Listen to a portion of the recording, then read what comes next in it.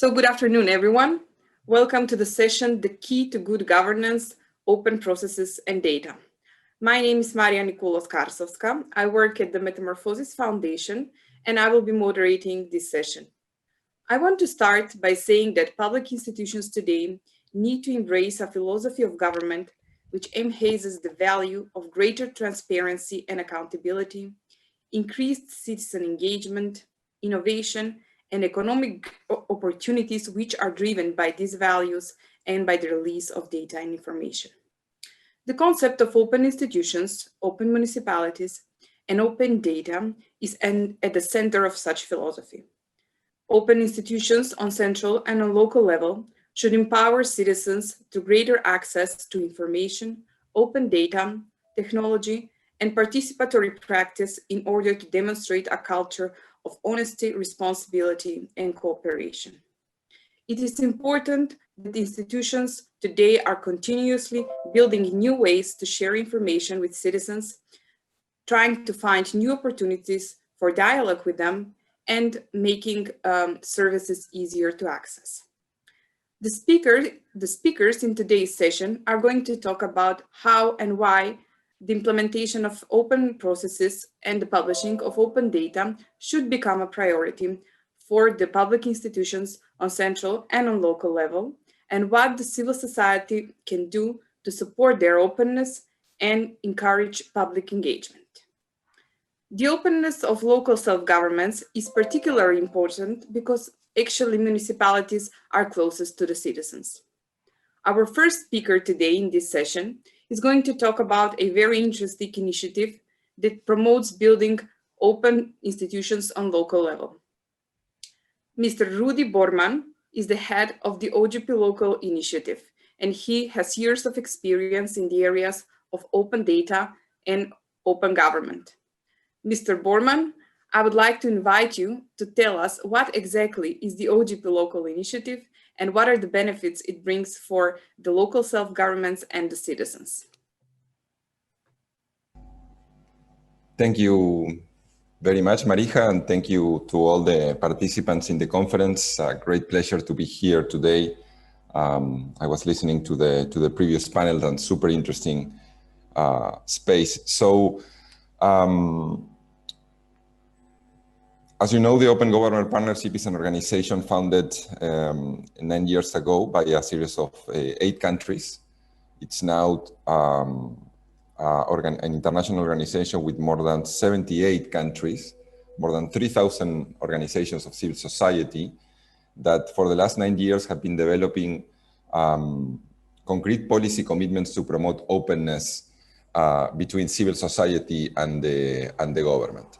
4 years ago, we started a pilot to introduce local governments in the context of the partnership that were using the same structure to develop concrete commitments to open up their governments, their parliaments, their justice. And the good results of that pilot with 15 new pioneer local governments pushed the organization to expand their local impact. So this year, we have just launched our new strategy for local governments with the biggest expansion in the history of the OGP, adding 56 new local governments to the partnership.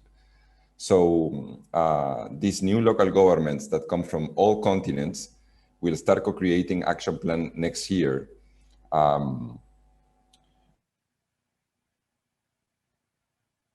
With civil society to advance open government in their localities. We have done a series of different changes to accelerate innovation. We think the local government, and as Marija was saying, can really bring an angle to the use of data that I don't think it's that different from what we were listening in the previous panel regarding the importance that data creates within a government, within an economy, within the culture, within the different areas of work. But it's true that at the local level, the granularity of the services, the capacity to be so close to the citizens, brings a whole new set of opportunities. In OGP in the last 9 years, sorry, more than 800 commitments have been done related to open data in diverse formats. You have development of specific platforms, you have development of policy, you have development of communities of practice, sectorial data. And I think that what we are seeing right now, after 10 years of one will say, the first stage of open data around the world, that was a lot of publishing and a lot of data portals creation and trying to bring stakeholders to consume that data. It's entering in what it's being called the third wave of open data. This is part of also a discussion that is happening with the Open Data Lab of the University of New York and a series of stakeholders that we are participating in this discussion. And we have arrived into 4, I would say, features of this third wave that I think are very important in terms of the maturity of open data in the context of society, as was saying in the last panel. The first one is publish with purpose. We think that today, just thinking that releasing data in a portal will just make the things happen, it's just ridiculous. You really need to develop your open data strategy and your data strategy as well, being very focused on who is going to consume that data, who needs that data, who's the user, before even starting to spend money in getting a portal or just putting the data out there. So it just changed absolutely the dynamic when you have already identified a stakeholder that has clear needs regarding the use of that data. So it becomes really important and a very different approach into an open data strategy. The second point is promote coalitions of data, which is, again, this is more related also to possible stakeholders outside the government or inside the government that can create new sort of partnerships to consume that data, and that those could be sectorial data, collaboratives with private sector, with academic, spaces in which the public sector needs to participate, civil society as well. But let's just not talk about civil society as the classic, probably transparency organization. Let's think about non-governmental stakeholder and the rich variety and ecosystem that the local level brings, right? Chambers of commerce, groups of students, research groups, concrete thematic sectorial group that can really add a lot of value on understanding the type of information that in this case, the government needs to be collecting. But at the same time, it brings opportunity to data that is collected maybe by other stakeholders. The private sector is a classic data gatherer with a lot of discussions that are happening today on what data that lives probably in a company could be used for social well-being. So it just changed the way you develop a dialogue with other stakeholders regarding collaboration in data. I think in the context of the pandemic is something, for example, super interesting to explore, to see exactly not only the data that was gathered by the government, but also what other data sources we can bring into the analysis of a situation like a pandemic, where if you think and expand that to other areas, there could be a lot variety of opportunities. The third point into this third wave of open data is develop subnational data, which is connected directly to this panel on MARIJA's introduction, which is expanding the data capacity at the local level. I think, again, this year with the pandemic, we have seen local governments managing data as probably they have never done in the past, even creating capacities and types of discussions and technology discussions inside the governments to really understand how to develop the use of data from developing permits, understanding how many people lives in the current local government, how many people is entering, how many beds are available. From the OGP, we have developed a series of recommendations also to manage that data in a very open way, to start a dialogue with other stakeholders to see how can they help. But it's clear that the local, the subnational,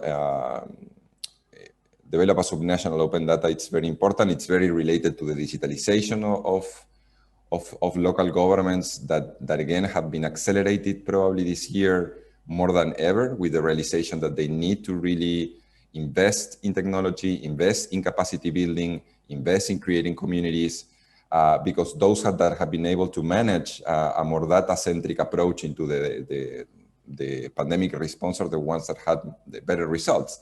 We can see this even at an international level with countries that are way more digitalized, and you see that when data is expanded and well connected, the sort of results that you can do. I mean, Taiwan, it's the classic example, or South Korea, the way they have handled the data as an asset in a way to develop answers is very, very interesting. So I think at the local level, this is very much related to the acceleration of digitalization and digital strategy that at some point have been happening from a more national, local approach in many cases, developing standards and promoting open data at the local level. But it's really, really now the moment for locals to take, I would say, leadership and coordination of their own local strategies to develop very more concrete results, right? And my last point, and I will close here, another important issue, which is prioritize data responsibilities and data rights. As we see this evolution accelerating, a lot of questions and a lot of concerns are going to start to appear regarding, and I think this is an issue more regarding to digitalization in general, right? Which is the impact that data has in personal information, who pays for the data, where the data is managed, what sort of impact can the data that you are opening can have in a specific people and areas. So there is a huge responsibility and governance according to the data that is also connected to security issues and privacy issues. But beyond that, for example, we saw, I think a few years ago, we saw that, I think it was in Australia, that the data that was being open was also paid by a private sector company who was in charge of the technology that was used to gather the data. So there was this discussion on who owns that particular data at some point, right? I think we are over that, but new responsibilities are appearing.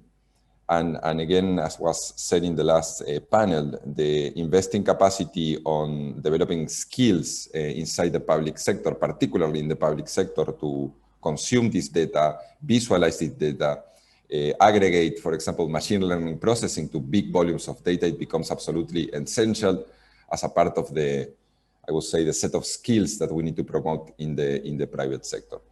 And finally, I think open data and data literacy in general creates an amazing opportunity for a more smarter policy making. This is not just about transparency, right? You can see how governments that are more data-centric, that are improving data usage, and this is pretty new. I mean, it's not like today you have governments that are absolutely data-driven. I mean, we are seeing an evolution, of course, and an acceleration, of course, but this is still an architecture that is being built, and there are many remaining challenges ahead. So, Marija, I'm going to stop there, not to extend, but I wanted just to give you a sense of these points, and again, this very rich and very fresh discussion that we are having in the context of the Open Data Lab at the New York University regarding this third wave of open data and the impact in the local level. Thank you very much. Thank you, Rudy. I really found your presentation, your remarks interesting, especially when you said that, you know, opening and putting data just on the website won't change a lot of things and won't solve problems for the citizens. This is also what we are trying to promote here in Macedonia through an initiative that the Metamorphosis Foundation launched this September, which is called the Open City Initiative, which actually promotes all the values from the open government concept and, you know, what you actually promote through the Open Government Partnership. So I'm really glad that, you know, we both as initiatives, as organizations are trying to promote the same values and the same principles in the self-governments all over the world. I want to say that when we talk about open institutions and open processes, participative decision-making is of utmost importance. Our next speaker, Ms. Christina Johanova, a National Program Officer at the OSCE mission to Skopje, has long years of experience in supporting local self-governments in North Macedonia in this area. Ms. Johanova, can you please share with us why local self-government should foster a collaborative environment and engage citizens in the decision-making process? Hello from my side. Thank you, Maria, and thank you to the management of Metamorphosis for inviting me, representing the OSCE mission to Skopje, the democratization unit, where I will be part of this great event and have the chance to talk about the experience that we had in field in the last 15 years since the commencement of the decentralization process in 2005, and what are our views and what are our efforts in order to improve democratic governance. Today, the subject of my discussion will be participative decision-making at local level. So when we talk about a citizens' participation and participative decision-making at local level, we have to observe that as a basic element of democracy. And if we have nowadays globally accepted that the democracy is the highest form of societal organization, then we can easily conclude that democracy can be best and easily implemented and be most efficient and effective at local level, where the citizen can best express their concerns, where the local officials, the politicians can be best familiar with their needs, with their everyday challenges. So if we do not have a local democracy at local level, then we cannot talk about the overall national democracy of a country. Our work in the past 2 decades has been largely dedicated to improving the democratic governance processes.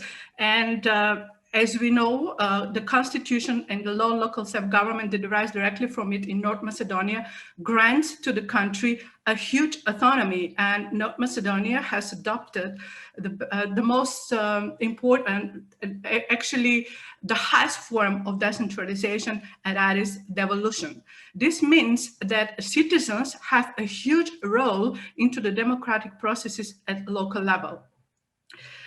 The citizens' participation into policies and decision-making at local level is a continuous process, interaction that starts but does not end at the election day. It is at the very election day where a citizen, based on the trust the citizen has towards local politicians that are competing to be part of the local governing body, that is the municipal council and the mayor, bestows its trust to the local officials to bring decisions, to create policies on their behalf. But this is not where the story ends. This is where the story actually begins. And for a time period where in which the officials hold the power, there is a continual process where the citizens must be given the opportunity to take part in the democratic processes and to be part of the decision making. So which factors are necessary to be there in order for the citizens' participation in decision making to be possible and the local democracy to be functional. First of all, the citizens need to be well educated and motivated, meaning that the citizens must know their rights and responsibilities, and they have to be the driving force of the local democratic processes, not always wait for the municipal administrations and officials to ask for their participation, but to understand that they are the ones that should serve as the driving force. In order for that to happen on the side of the municipal administration, there has to be enabling environment. That means that, and also in line with the subject of the conference today, there has to be open access to quality information.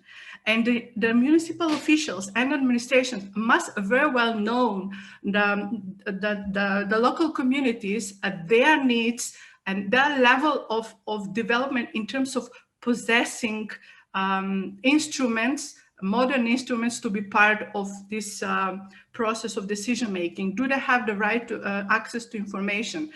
Do they have electronic access to information? If they do not have, then the municipal administration must adjust to the local communities and present the information in a form that they can best understand. And this is a two-way process. What is also very important is not only the motivation and the knowledge, but also the culture. North Macedonia has proven to be a very young democracy and still doesn't have developed this culture. Citizens still do not feel, do not understand how powerful they are, and that they are the ones that should initiate processes. So that is also very important. What we have also observed on field that the factors need to, from the factors that need to be there, is that there has to be a distinction from the opportunity to be part of the decision-making process and the actual decision-making process obligation that still lies on the municipal officials, and that is the mayor and the municipal council, because still the responsibility yet is with the municipal officials to adopt the final decisions. And then all the processes, the decision-making processes, the final decision need to be to the benefit of the citizens and must not be in line with private interests or interests of certain groups, but should be to the benefit of the entire community. That being said, a lot of obstacles, especially in North Macedonia, need to be overcome for the proper decision-making processes to be in place there. And first of all, that is the lack of trust. That is a long-term problem that is not only felt at local level, but also at national level. And it's an overall political environment in the country. We're all aware of the past 10 years, the last decade, that the democratic processes in this country were a little bit in a not very convenient position. And in this period, we had a problem in developing this mutual connection between citizens and the politicians who compete and later on who get their positions at local level. So it is very important to rebuild the trust, and we cannot rebuild that trust if we don't have open flow of information. The access to information, the communication between the citizens and the officials is the most important one and the basic factor for enabling the participative decision-making. Of course, we should not mention here the lack of resources, the human and financial resources, and the way the fiscal decentralization process in North Macedonia has been implemented. We're not very in favor of enabling the resources for the municipal administration to be always at the disposal of the citizens and allow them to be part of the democratic processes. How can this participative decision-making can be achieved on field? Well, from our practice, we have concluded that there are two basic ways, models, fashions in which participative decision-making is done. And the first one is, I call it ad hoc, when you have a certain project activity that you want to achieve, like a group of citizens would gather themselves, and through citizens' initiative, gatherings, public debates, even referendum, strategic planning, they organize themselves, achieve that objectives, and when that is achieved, then the citizens are withdrawn until the next one eventually comes. But there are also municipalities that have systemic and systematic approach towards participatory decision making, and that is through the process of participatory budgeting.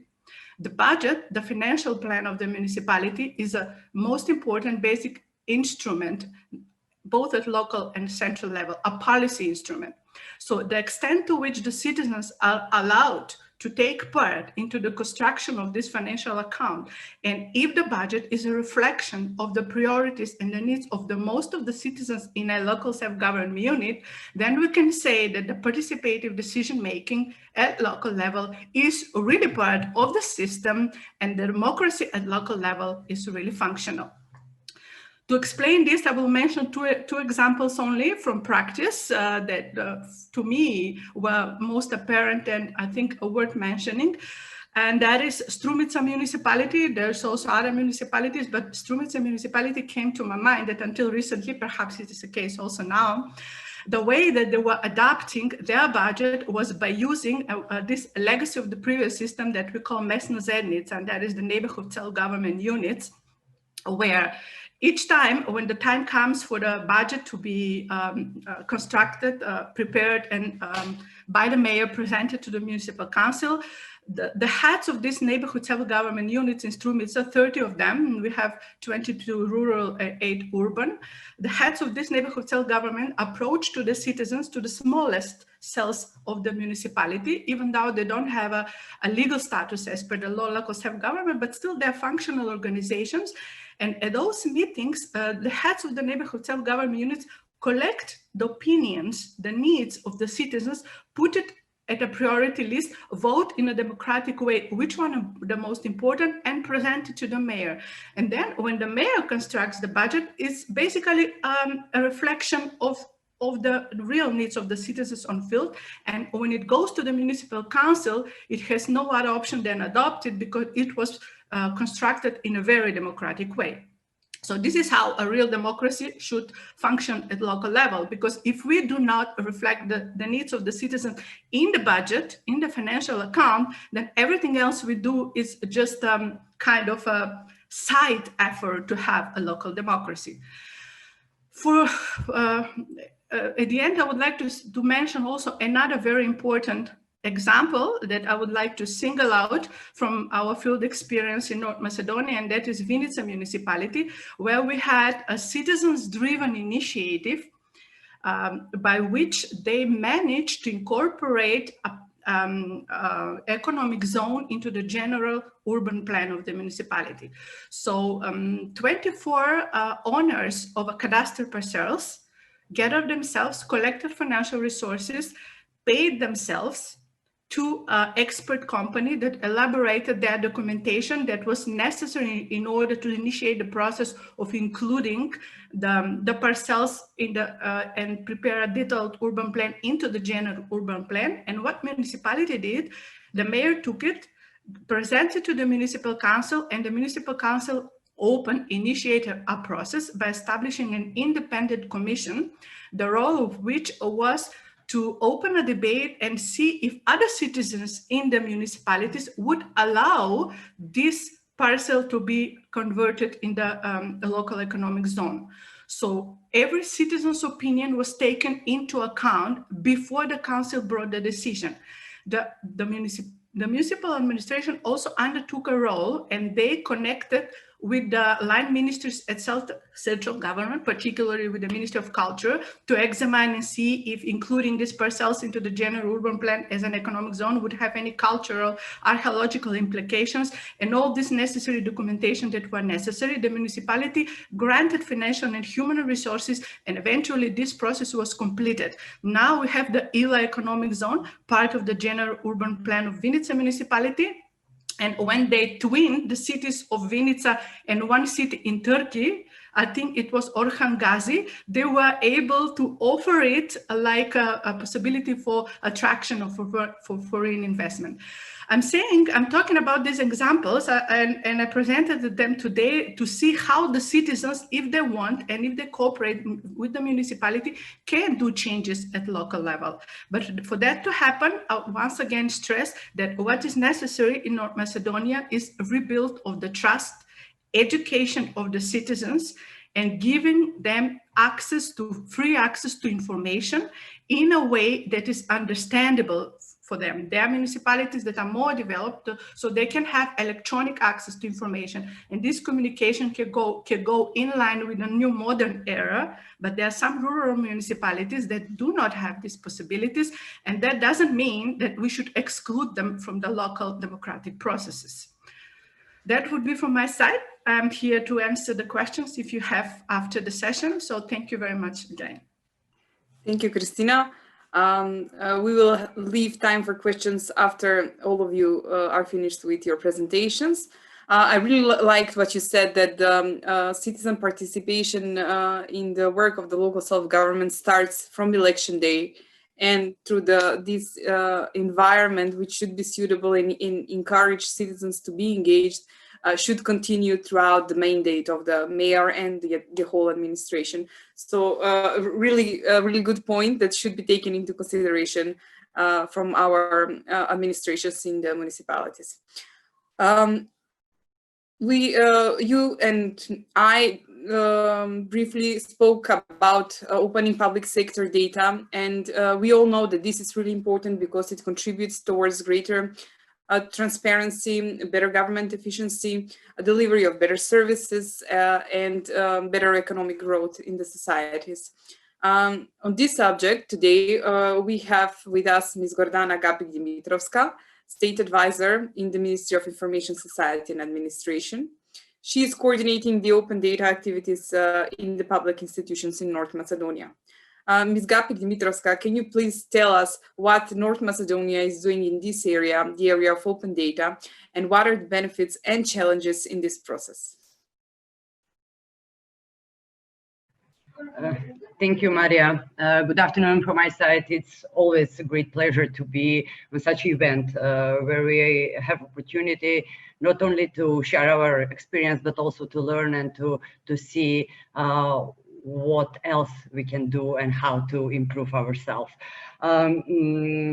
Since this conference today is related to transformation and open data, since more than transformation within the administration, I would like to start emphasizing that if we want to have transformation, we should recall on what was taught and who was speaking on the first panel. So firstly, we need the political support. Yes, we do have. Also, we have and we need the international community driver. And finally, we have a need of civil society organization and the best cases to learn from it. So in that manner, I would like to emphasize that our country regarding the open data is on a great path, since we have political support, and also we are part of OGP as a starting point when this issue was entered in our society, officially entered. Going back in 2012, firstly, it was mentioned in our first action plan for OGP, and in coming years, this issue was on great topic, since it's all the time was transposing the idea of open data and increasing the quality on and environment for open data in our society. So it was mentioned that we need a proper regulatory framework, and then to see how we can introduce and improve the topic of open data. Yes, in 2014, finally, we had a law on reuse of open data in public sector. We launched the first open data portal in order to share the first data sets which were developed in that time from only 10 or 12 institutions. It was really hard. I can say that it's not that easy nowadays, but I think that finally we have a community in our country which understand and also supports and give great effort to increase the quality of open data. learning that this approach is, or this process is not easy one, since there is a need of not only the changing the culture of the people, changing the understanding of open data, but also increasing or developing the skills on reading, but also in reuse on open data. Finally, in 2016, we understood that, yes, we have regulation in place, but we are lacking the compliance of institutions regarding the opening the data. So in order to take the challenge, since the government of Republic of North Macedonia strongly believe that open data can be great driver, not only on transparency side, but also on the side of increasing the quality of policy papers, but in the same time giving the great opportunity for businesses. We developed the new strategy, or the first strategy for open data, which for my opinion is long-lasting documents, is tackling the great issues which were not tackled in that manner in the legislations. Is talking about not only on how the institutions should comply towards opening the data, but also putting the standards, licensing, building the structure of managing the issues, and also talking about how we can increase and make a great documentation of open data. And for all of this, beside the political support, beside all papers and documents, we need the administration, but we need the people, the civil servants who will govern and who will walk on this path. But in the same time, we need the civil society organization which can support, understand, and give the great push on this agenda. So therefore, we are lucky because my Ministry for Information Society Administration is one institution who is managing and coordinating this issue, but alone we can't succeed. So therefore, we had a great partnership, and we built a smart partnership with civil society organization. One example is Metamorphosis.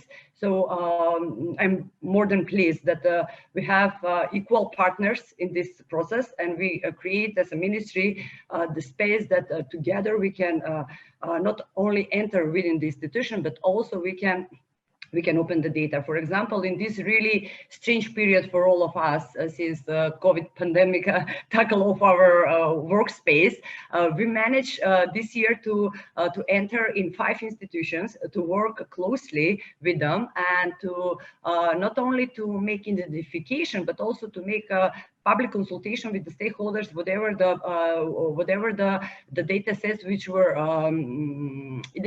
identified within those institutions are really needed, they are the most needed, which and then to try to open them.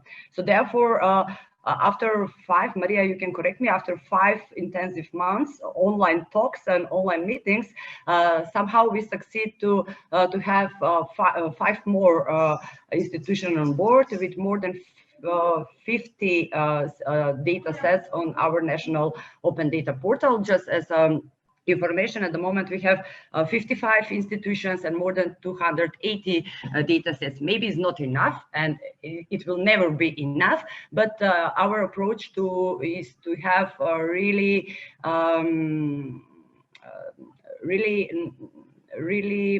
how to say careful approach.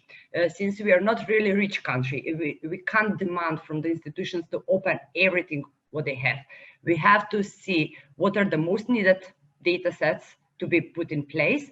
But on the other hand, we insist for all institutions to develop their registries, to publish their list of all data sets which are developed or collected by their site, and then to see what is the most needed for the society and for the for opening in data machine readable format.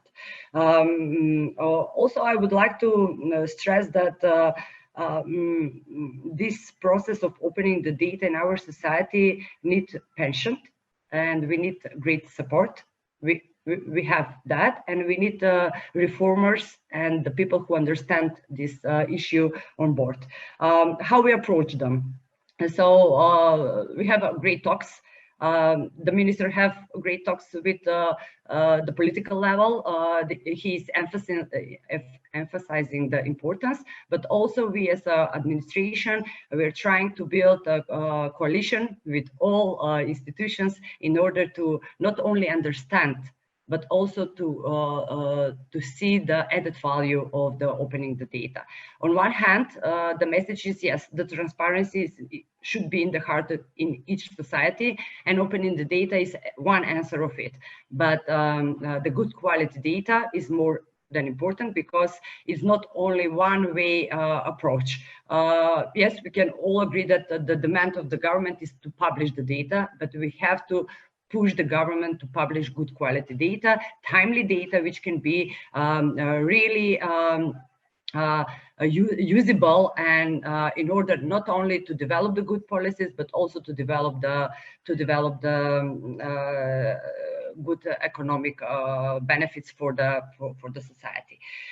How we see open data, not only in our country, since we are putting great effort on the central level, but I'm really glad that the discussion is more than open to enter this idea on a local level. So yes, civil society organization, they're having their project, but also OGP as a initiative gives a great opportunity for that, and I'm really pleased that our municipality is Sveti Nikola, which is part of the OGP local now, which was mentioned by the representative from OGP local level, and we are looking forward that in the next year this municipality will be the first one who will be who will lead the other municipalities in our country in opening the data, in providing the best case studies. Also, how we saw the open data as opportunity in the region. I would like to underline that in our fourth action plan for OGP, we put the initiative to build a regional initiative for open data, or developing the regional standards for open data, since we are all more than aware that our societies are really small, our economics are really small, and then we can use the open data as a regional approach for developing the standards and then opening the data, and which can be reused on regional level, and then we can provide some best practices or some data sets which can give the added value not only in our own societies but broader in the region. And finally, it was mentioned a couple of times regarding the skills. They are more than needed, since for many years we are working on understanding and on understanding of added value of open data. Nowadays we are really hard working on building the skills not only within the administration, since we are more than aware that the skills are needed broader. On one hand, we need administration to know how to open data and how to select all those data and to publish them, but on the other hand, we need a really skilled civil society organization, representative from academia, and also the chambers of commerce, business community, in order to reuse the data. I'm looking at my notes or whatever, I maybe missed some point, but finally I would like to underline that open data itself can be seen as a solution for increasing the transparency and improving the quality of our lives, but absolutely it can be seen as a tool to improve all those processes within our country. So this was really brief. I think that it was really interesting, and I will be here after the last representative from Kosovo. Yeah. Thank you, Gordana. I'm really glad that we have such a strong partner, the Ministry of Information Society and Administration, with whom we work together on opening data sets in public institutions. And I'm glad that our last collaboration within the 5 institutions that we tackled this year has been successful. as you said, we managed to open quite a number of data sets in these institutions, and I hope that the successful story will continue in the future as well. This past few years, not just North Macedonia, but the whole region has been working on opening data and open government.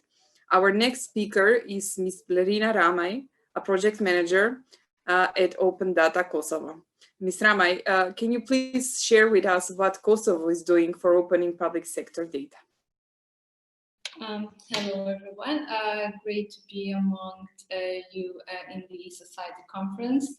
It's just a pity that we're not together in person due to the pandemic, but hopefully we can meet each other very soon. So basically what is going on in Kosovo is that the Open Data Initiative started taking place back in 2015, 2016, when the first portal on open data was launched, and it adopted the Open Data Charter from the G20 summit. However, just an adoption of a charter and the adoption of the or making a governmental verdict to open the data was not very sufficient to coordinate the whole process on opening the data. So what Kosovo has done in this regard, and while we were working also very closely with the government, is that we introduced the open data chapter within the law on freedom of information. So basically, open data now should be open by default and in proactive measure from the governmental institutions. Another important point is that in this law, all the institutions have to have contact point on opening data, so an open data person within each of the institutions. So basically that was a very good step on creating this structure of people in all public institutions from central to local level who will deal with open data. So basically in the open data portal, there are a lot of data sets published, and what we have seen, one of the mistakes, because we developed basically ODK, the first open data portal, one of the problems that we have seen when it comes to opening the data it is and still is a digital infrastructure which misses among public institutions, and also digital capacities of the public servants. What we mean basically with digital infrastructure is that there's not like a system where the data is added or public do not usually correspond with another institution's data. So during our work in gathering data of the graduates in Kosovo, for example, on the ICT department, when we would gather the data from the Ministry of Education, the data would be very different from the data which was owned by the Kosovo State Statistics Agency. So basically we would have totally two different numbers when it came to the data. So basically they were not having the digital infrastructure. When the graduates number would be sent from schools to the Ministry of Education, they would not be directly sent to another state institutions. So basically this coordination between institutions made that the data is hard being shared among institutions, but it's being also hard to be published, in the sense that the digital infrastructure was missing for this data to be reliable. And when the data was not reliable, it was even hard from the third parties to develop a research or do an analysis with the data, because they did not know how to tackle that issue.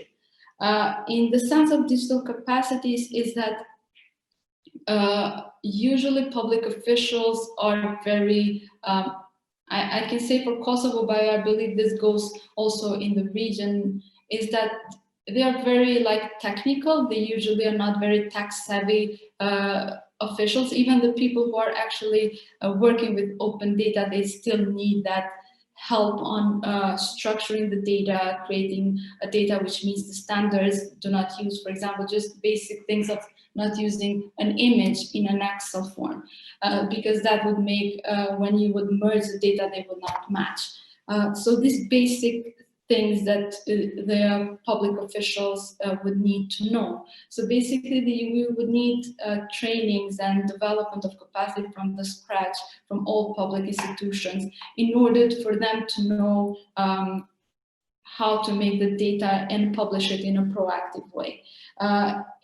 So what we were thinking also with the Ministry of Public Administration and also the Agency for Information Society, who leads the Open Data Initiative, is like to create these open data squads who would go to different institutions and basically help them create the structures of the data, try to see, because sometimes also public officials do not know actually what type of data they own, or basically what can be beneficial and what can be very interesting for the third sector, for businesses, for academia, or for civil society. Because usually what institution publish is like those easy ones who do not create a debate or who are not very needed, because it's easier, because they're kind of like scared of what's going to happen if you publish all this data. So that is another part of like convincing them that this is for the general good and it is important for citizens to have that data available.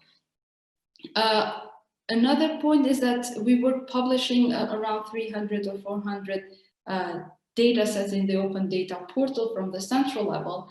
But we have seen that the download of the data, or basically clicks on the open data portal, are very low. Usually, even with among our peers from civil society, which is another problem, is that it's not a problem, but they do not deal with the open data initiative. For example, in Kosovo, it's just us or another 1 or 2 organizations who do not have it as a primary focus open data, but they're just like second part on working with open data. So when we go as a similar, as the only initiative, is that it's not very demanded. So basically, they're not interested to publish that information. They usually are demanding on contracts or other information that usually is demanded from the sector. So basically, in parallel, by asking institutions to publish information, us as civil society, basically this part where we demand open data is also teach or like educate businesses, other civil society members to know the importance of open data and know how to use open data. And also an important point is that also journalists can take a lot of advantage on using open data and creating their stories or investigative stories by numbers. For example, when we were holding capacity building trainings for journalists and for civil society, we got some data sets, for example, for the number of beds available by the hospitals in Pristina. And we were seeing a lot of different number of beds through the months of the same year. So we were asking the journalists, do you know what this means? And they were like, just numbers that show numbers of beds, but if you would see a huge discrepancy, if in July you would have 200 beds in a respective hospital, why in August you have, for example, 400 and then again 200 in the next month. To make also more engaged civil society and journalists to know more about this data, the importance of data, because also when there is no demand and no request on using those data would never be available to the citizens or to different civil society. And we always have to make sure before requesting for this data to be available also in our daily work to showcase the potential that the data has had. We worked, for example, very closely with Kosovo Chamber of Commerce to make some specific recommendations for the education system in Kosovo, focusing more in the ICT sector as it's a growing potential in Kosovo. We wanted to see with data how the education system prepares our students to join the labor market on ICT. During the gathering of data and from business sector and from the education system in Kosovo, we saw a huge discrepancy on what we teach students in our universities, in higher education, but also in a professional high school, does not demand like 20% of what is requested in the labor market. For example, we would see that a programming language I cannot recall, which was taught in 90% of university, private and public, was just requested by 2 or 3 companies, ICT companies in Kosovo. So basically, what we came to the conclusion is, for example, to make really data-driven decision-making and recommendations, which is very important, is that, for example, the ICT departments need to have a curricula which would vary based on the trends and the emerging technologies that would occur basically in the market. And secondly, is that some specific points need to be implemented as soon as possible. And for example, the ICT does not need books. It needs like directly working with programs and working with data. So this was basically what we have seen. But and the last point I want to mention is that we have focused also, us as LDK, a lot of effort on publishing data only, like for example, in the capital or in the central level. Basically leaving all these other areas around Kosovo, or also this is in other countries, as I might have seen, not including them in this process of open data and publishing information. As we see a necessary point for the data to be published by central level, but also from the capital, who has the most number of citizens and others, we're leaving a lot of room of improvement and cooperation with the other local municipalities. In order to have that impact that we want, and also like to gather all the data, we need to include more on other local levels. So yes, this is from my side. If you have any questions, feel free to answer. Thank you, BLERINA. Thank you to all speakers. It was really interesting to hear your remarks, your presentations. Thank you for the inspiring presentations again. I'm glad to hear that we all speak in one voice when we try to promote the values of openness, whether that is regarding data or processes. And we can say that there is still challenges that remain ahead of us that we can work together on, like you know, focusing and engaging more community members, more groups from our communities in the decision-making processes in our public institutions. So thank you once again. I think we are nearly the end of the session. However, we have some time for questions from the audience. I saw in the comment section that there was one person applying to ask a questions. Do we have Mr. Ljubomir Trajkovski here with us? Yes, I'm here. Mr. Trajkovski, go ahead with your question, please. Okay, thank you very much for this opportunity. I excuse it's a rhetorical question. Digital citizenship. It's an initiative and recommendation you have in chat from the December 2019, how to implement education for so-called digital citizenship. That is.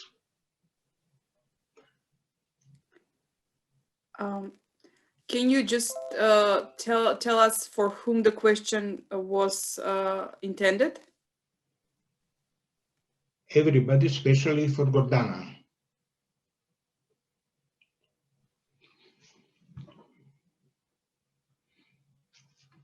Okay, thank you very much. GORDANA, can you be the first to try to answer the question, please? Thank you, Maria. Thank you, Ljubomir. We are pretty much familiar with this idea, and I like it a lot since you opened this question during this conference, since this approach or this topic is already open in our discussion and co-creation process of OGP Action Plan 5th Action Plan. So we opened the discussions, and we are looking forward to see what kind of ideas we will get from other civil society organizations and also other representatives from institutions, since it's really interesting topic and you already have a knowledge behind it. So I think it's more than useful to share your views and your ideas how you see this idea fit in OGP Action Plan, and how we can address it most appropriately. Since we are, as a ministry who is dealing with digitalization and in the process of developing the ICT strategy, we should see what can be solved through the OGP and what can be solved through this ICT strategy. So that will be my feedback. Thank you, Gordana. Thank you, Gordana. Also, I think this subject might be quite interesting for the next session as well, because digital agenda will be the topic of the next session. So you might be also interested to ask the question there and maybe get some different or more views about this. Okay, I don't see anyone else here in the chat section asking questions. If you have one, please write, and we'll give you a chance to ask the question. If not, I can see that our time is running out. I have so many questions for you, all four of you. However, due to the time restrictions, I don't think I'll be able to ask them. Okay, so I don't see anyone else from the audience here. In that case, I would just like to thank all of the four speakers again for your inspiring presentation, for your input. All that you touched upon the subject in your remarks is equally important and interesting in this whole process of trying to make our public institutions more open and accessible for all citizens in our society. Thank you once again, and I wish you a good rest of the day. Thank you. Bye. Thank you very much. We'll have 5 minutes break, and then we continue with the next session.